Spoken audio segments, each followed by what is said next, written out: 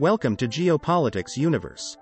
In today's video I will be discussing and explaining how the US are trying their best to improve relations with China and Saudi Arabia to avoid their economy collapsing to a point of no return. But first, I would just like to welcome you to Geopolitics Universe. This is a channel where we share the latest news, rumors, and insights into all things on geopolitics. You'll be able to find news surrounding all things to do with geopolitics. I would really appreciate it if you could please like and subscribe. Also, I just wanted to announce, as we are a new channel which is growing by the day, we will be launching a giveaway for a $50 Amazon gift card. All you have to do to enter is like and subscribe.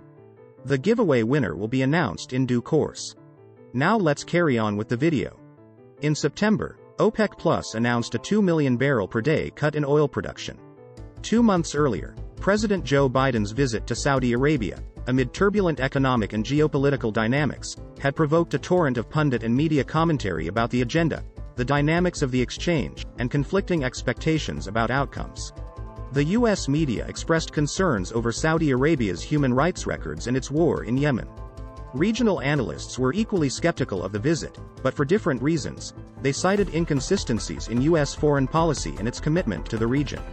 The scrutiny of the trip was so intensive that President Biden wrote a Washington Post op-ed explaining the importance of the region to U.S. national interests and outlining a list of goals for the visit, including seeking an end to the war in Yemen, dealing with the Iran nuclear issue, and seeking the help of Gulf Cooperation Council (GCC) countries to lower oil prices.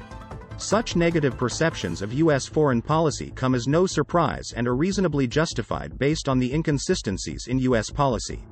The divergent U.S. domestic and regional views capture broad constituencies on both sides and reflect the realities of global and regional changes underway.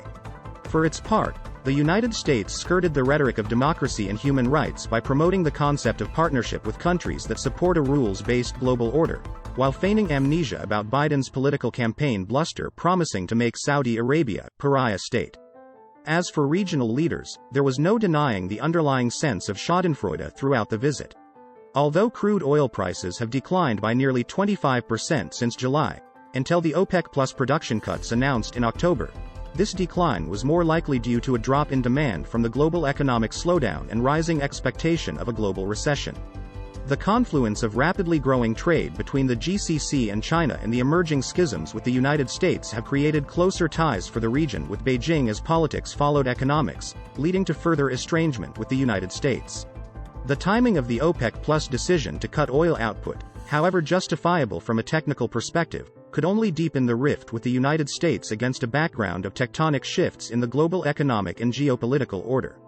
The OPEC Plus decision was later followed by Saudi Aramco's announcement on raising prices on oil shipments to the United States while holding prices steady or lower for European and Asian shipments. Though the decision about the production cut is smaller than the headline and the differential pricing is technical and small, the optics and the timing could be viewed as a challenge to the United States both for economic reasons, as fighting inflation is now at the center of U.S. policy, and political reasons, since the United States is embroiled in a proxy fight against Russia in Ukraine. Underpinning the emerging U.S.-Saudi rift are powerful economic forces shaping future regional and global issues. This includes the changing structure of the U.S.-GCC strategic relationship, the region's fragile economics, the Western pattern of clawing back money paid for energy, and changing U.S. power and stature in the region. Coming on the heels of supply chain disruptions, the Russian invasion of Ukraine has unleashed new forces that have reaffirmed the role of the Gulf as an important global economic power, propelling Saudi GDP, for example, to nearly $1 trillion. Offsetting such recognition is a potential change in the structure of the US-GCC strategic relationship. The cornerstone of this relationship is an energy and military security bargain, a pact that is undergoing transformation. The primary pillar of the relationship entails an unwritten agreement. In return for ensuring the flow of energy at reasonable prices, the United States offered an implicit assurance of stability for the region. The secondary pillar of the bargain involves the region's commitment to purchase U.S. arms. Both pillars were important drivers for U.S. interests in the region. Since 2000, however, U.S. oil and gas output has nearly tripled, with output rivaling both Russia and Saudi Arabia. So, while the Middle East will remain an important energy source for the foreseeable future, it is no longer critical for U.S. energy security per se. Meanwhile, While military sales have been an important component of U.S. economic interest in the region, Russia's invasion of Ukraine and tensions with China have shifted the arms market. NATO members will likely raise military spending to 2% of their respective GDPs, or an estimated additional $100 to $120 billion annually, much of which will flow to the U.S. defense industry. As such, this large new flow will reduce the importance of the GCC as a major buyer of U.S. weapons. Similarly, the U.S. preoccupation with China and Ukraine may reduce its appetite to commit large resources to a region of increasingly diminishing returns. Notwithstanding the recent Economist article's claim of $3.5 trillion in future wealth transfer to the GCC countries, the region's economics remain fragile. Apart from the implicit assumption about the sustainability of high energy prices, the region's finances remain shaky. First, the region's public sovereign wealth funds, estimated at $2 trillion, have suffered large declines in value of about 20 to 30% through September 2022. Second, the cost of the region's $500 billion in imports of goods and services have increased by 8 to 10%. As a result, while the region's income from rising energy prices has been significant, the net impact on the region's wealth has been negative. When such losses are added to those incurred by private investors, the total losses to the region may be as high as $600 billion, or 30% of its GDP. Hence, the region could emerge with a net deficit in 2022. Despite the loss of wealth, higher oil income will lead to an annual transfer of wealth of over $1 trillion from consuming nations to the OPEC Plus countries. During past energy shocks starting with the 1970s, the West has always found ways of clawing back most of the money it paid to import energy. This was done through multiple mechanisms, including inflation and currency devaluation, reducing the purchasing power of the oil producers who import most of what they consume, through wars and conflicts, and finally weapons sales. This time may not be different. The use of sanctions by the West, particularly the United States, that have gone beyond historical precedent after the Russian invasion of Ukraine, against state and private citizens is one tactic of increasing concern. The promiscuous use of sanctions as a form of economic warfare and the extra-legal use of the US dollar as an instrument of coercion will heighten such anxiety. Costly, failed wars abroad in the past, its present involvement in Ukraine, and its concerns over China have overstretched the US's foreign policy. The credibility and consistency of US policy in the region are further tested by its declining share of global economic power. As one Economist article recently pointed out, the collective GDP of the G7 economic alliance now represents 44% of the global economy, which is down from 66% in 1991, a 33% drop in 30 years. A construct of the 1970s, it excludes China, whose GDP in 2021 was larger than the 6 G7 members combined, except for the United States. It is, therefore, not surprising that the region views the United States as a declining power. This perception has led policymakers to seek alliances and sources of weapons and technology to meet the region's vulnerability to multiple threats. This drive to diversify its economic and security architecture has serious implications for the region and beyond.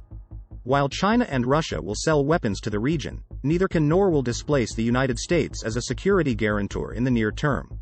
Weapons alone are inadequate in safeguarding against the region's vulnerabilities to non-state actors that could damage the region's economy. A map of the GCC shows that most power and water desalination plants are located along the waters of the Gulf. As the attacks on Aramco's facilities in Abqaiq and other multiple drone attacks on Saudi Arabia and the UAE demonstrate, Iran or other actors can inflict damage that could cripple the region's economy. Few weapons can defend against such threats, as modern asymmetric warfare has amply illustrated the inadequacy of modern militaries against motivated insurgencies. Facing a Hobson's choice in past confrontations, the United States has deployed its considerable power to strip adversaries of their wealth through direct intervention or economic sanctions, using the dollar as a powerful, low-cost tool to respond to perceived threats. While the history of sanctions shows their limited effectiveness, they can inflict severe damage. As an unintended consequence of recent events, the U.S. Senate has moved swiftly to consider several options, none of which are favorable to the oil producers. These include a bipartisan bill entitled No Oil Producing and Exporting Cartels Act, which is aimed at enacting an antitrust law to revoke the sovereign immunity that protects OPEC Plus and its national companies. This proposed legislation was initially opposed by the Biden administration, which now seems to be more open to it. In attempting to meet current oil shortages, the United States is considering easing sanctions against Venezuela as it weighs measures to advance reviving the Joint Comprehensive Plan of Action with Iran. Both measures have long-term repercussions, including adding additional long-term oil supplies to the market. Worse, even if the region finds alternative security arrangements, the present architecture of the international banking system and the dominance of the US dollar limit the region's options. The US-Saudi alliance is 90 years old and, while nations act in their perceived interests, a breach of this alliance has potential negative consequences for both sides in the region. In the absence of a clear winning strategy, mending fences appear to be the only wise choice before the current cycle of escalation takes on new inertia. Economics has historically followed politics, and this time may prove no exception. Thanks so much for watching till the end. Please like, comment and subscribe and turn the notification bell on so you never miss a video. I would really appreciate it if you do this as it really helps support the channel. On this channel we share the latest news, rumors, and insights into all things on geopolitics. You'll be able to find news surrounding all things to do with geopolitics around the world and more. Until next time, see you later.